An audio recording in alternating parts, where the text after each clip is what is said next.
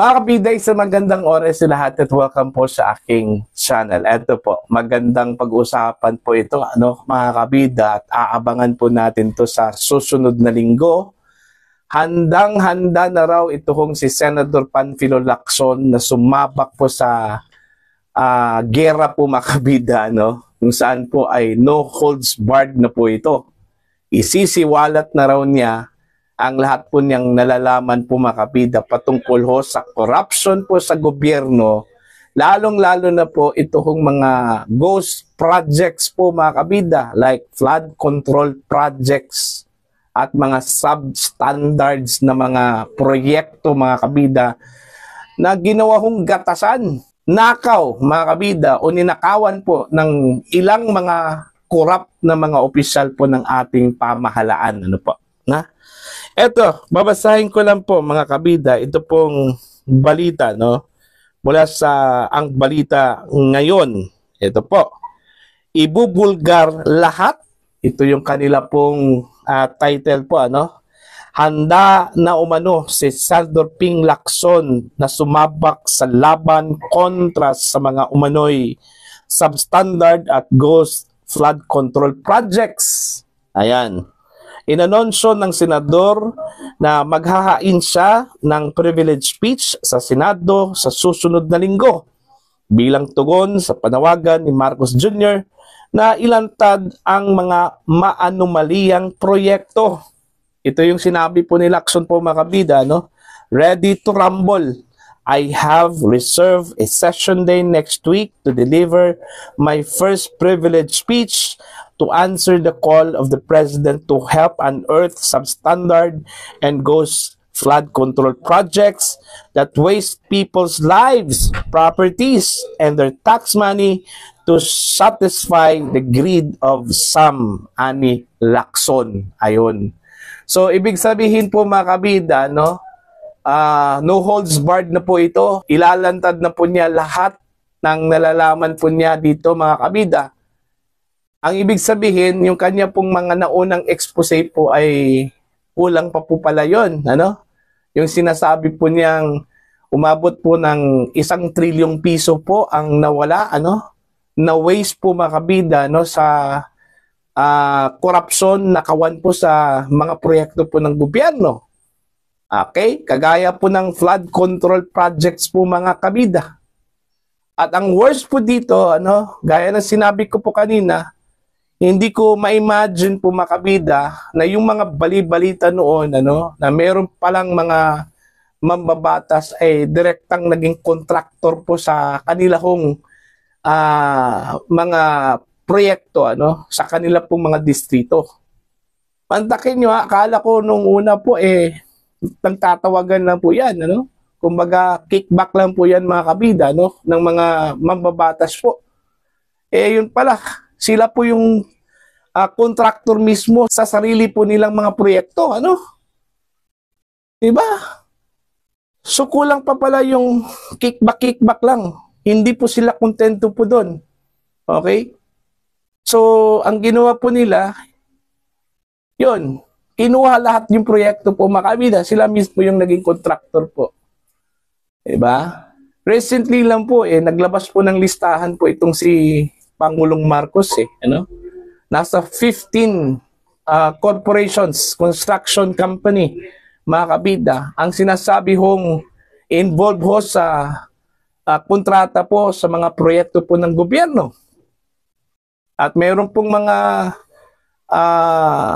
kumpanya po doon, mga kabida, na may link po sa ilang mga kilalang personalidad, May kongresista, may kapatid po ng kongresista, Okay? Ilan pa kaya yung mga andyan po sa gobyerno na naging direktang contractor po dyan, mga kabida, Ako, hindi po ako naniniwala po na isang kongresista lang po yun, Ako, hindi po ako naniniwala po, mga kabida, na simpleng kickback lang po yun ng ilang mga opisyal po ng gobyerno, Most likely, direktang kontrata talaga yun, Yung isiniwalat po, mga kabida, ni Senator Lacson po na 67 lawmakers naging contractor po ng sarili po nilang mga proyekto, ano po yun? Okay? Kung tutusin po mga kabida, bawal po yun eh. Okay? Nasa gobyerno ka, tapos mangungontrata ka, bawal po yun. Okay lang sana yun mga kabida kung pribado ka. Hindi. Nasa gobyerno ka po, ano? Pinagbabawal yung mangungontrata ka sa mga proyekto po ng gobyerno. Kasi ang iba po, ito yung kanila pong kalakaran po mga kabida, no? Kunwari daw, hindi po sila direktang kontratista po doon, ano? Meron pong ginawa po nilang parang dami, ano? Yung mga kamag-anak daw nila yung naging kontraktor, ano? Para po hindi po mabulgar na sila po ang direktang kontraktor. Gumagamit po sila ng dami, ano? Okay? Meron ding senaryo din na kamag-anak nila yung mga kontratista po mga kabida, no? Which is, hindi po kaya-aya po, ano? Delikadesa po yung dapat tingnan po ng mga opisyal po ng gobyerno po dyan, mga kabida. Kung hindi po nila matiis at gusto nilang mangontrata po mga kabida, umalis sila sa trabaho po nila sa gobyerno, ano? Kung mga mambabatas man po sila, umalis po sila sa pagiging mambabatas at focus po sila doon sa pagiging kontraktor po mga kabida. Ano po. Alright? Kaya nga siguro, ano, kahit na anong gawin po ng gobyerno para umunlad po tayo, wala eh. Naubos lahat sa corruption po yung pera po natin mga kabida. Just like what happened to our budget po, ano? Yung 2025 national budget po mga kabida, no? Very controversial po yun. Okay? Hanggang ngayon, nakabinbin pa rin dyan po sa Korte Suprema.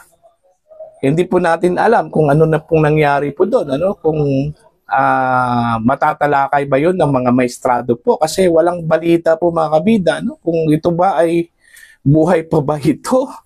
Okay? Humihinga pa ba ito sa Korte Suprema? O nasa ICU na po ito, mga kabida, kasi wala ho tayong balita kung kailan po ito itatakel po. Malamang baka maubos na lang po itong budget po, itong 6 trillion pesos po na mahigit, ano? Hindi pa rin pinag-usapan dyan sa Korte Suprema itong budget na ito mga kabida, itong petition na ito, kung ito ba ay may anomaly ba na nangyayari po, ano, mga kabida? Constitutional ba ito? Unconstitutional ba ito? Pinagbawal ba ito sa batas? Okay? O hindi? Wala talaga tayong idea po, ano? Hanggang ngayon, wait and see pa rin tayo, mga kabida, no? Yun yung sinasabi ko po, dapat may mga ahensya po ng gobyerno na tutok talaga dito.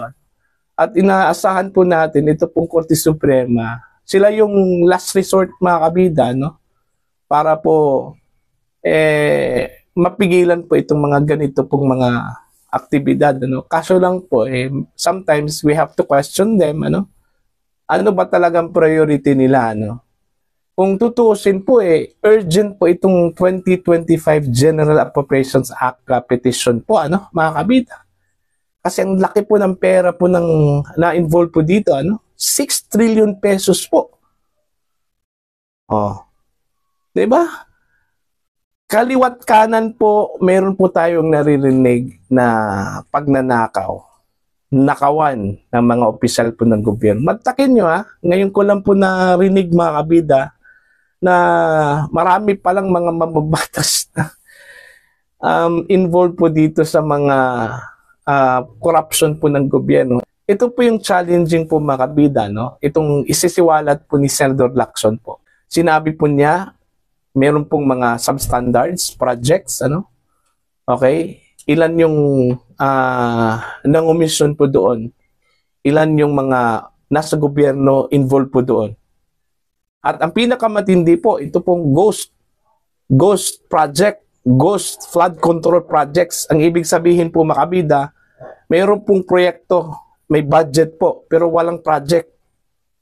Walang construction po. Na-utilize po yung pondo po mga kabida, yung budget, pero wala po tayong nakikitang mga proyekto. Ang tawag po dyan, ghost projects. Okay?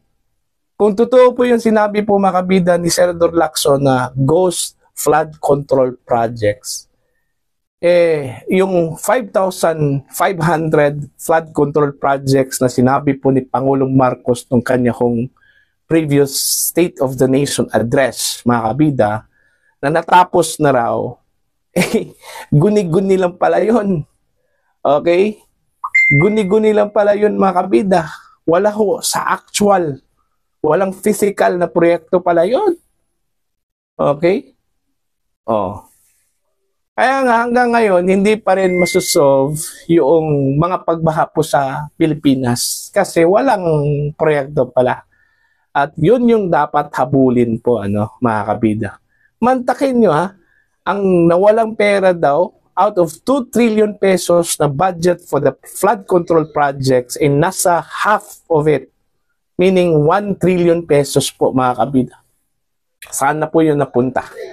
At sino ang nakabinipisyo po doon? Kaninong bulsa po, mga kabida, ang puno doon? Okay? Kaya nga ako, interesado po ako dito sa magiging investigasyon po ng Blue Ribbon Committee po ng Senado. Kasi I vouch for the integrity po dito ho kay Senador Rodante Marcoleta po, mga kabida. Ang taong ito wala pong pinipili po, walang sinasanto po, mga kabida. So kasama po niya, naging kasamaan po niya noon, walang sinasanto po ito. Kaya nga ako, I vouch for his credibility and integrity talaga. Yan yung inaabangan ko po.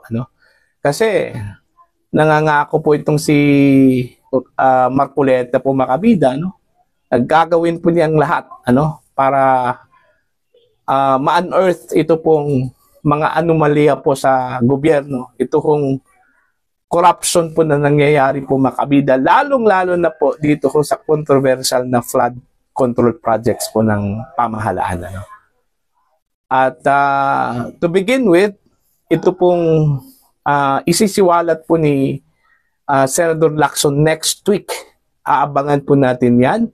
At most likely po, mga kabida, doon po mag-uumpisa ito pong investigasyon po ng Senate Blue Ribbon Committee po. Sa pangunguna po, mga kabida, ni Senador Rodante Marcoleta.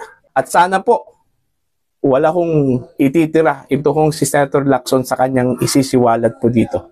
Lahat ng mga magnanakaw po ay sana ibubulgar po niya.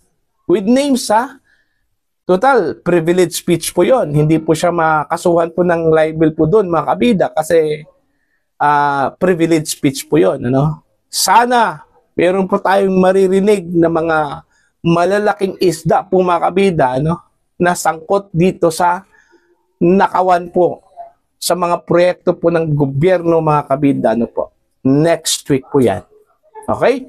Para po sa inyo, ano po ang inyong opinion at pananaw po dito, please comment down. Sa mga hindi pa po subscriber sa aking channel, please subscribe.